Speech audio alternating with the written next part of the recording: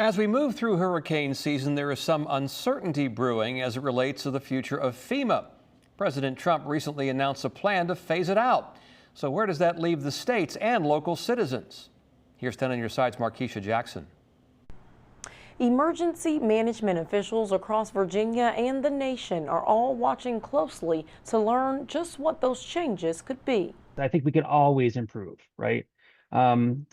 I'm not 100% confident that, it's going to be something that is going to reach to the level that FEMA is going to go away entirely. Since 1979, the Federal Emergency Management Agency, or FEMA, has been in charge of handling various federal disaster and civil defense programs.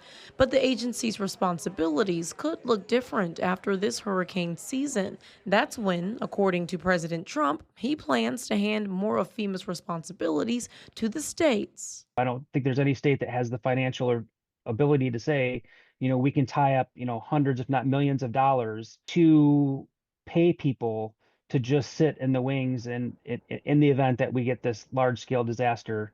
Joel Youngman has an extensive career in emergency response and was a FEMA consultant.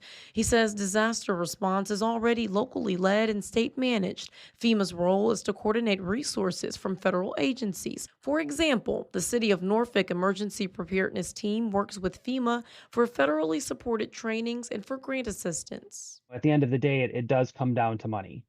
How would the states how would they support that financially?